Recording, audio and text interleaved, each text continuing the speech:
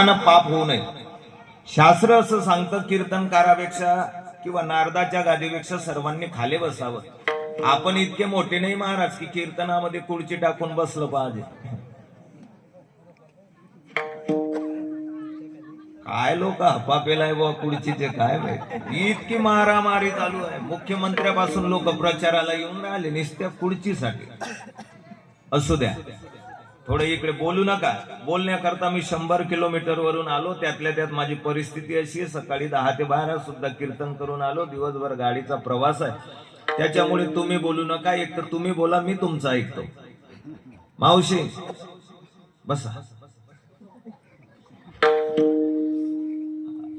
ऐका. कोण्या निमित्तानं कीर्तन आहे उपस्थित सर्वांना ते ज्ञात आहे.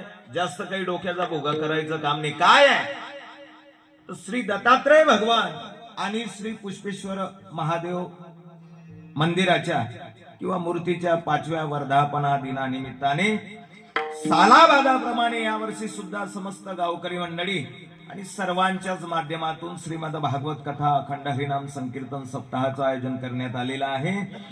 आणि यंदाचं आपलं हे 6वं वर्ष आहे. आणि या 6व्या वर्षातल्या 3ऱ्या दिवसाची सेवा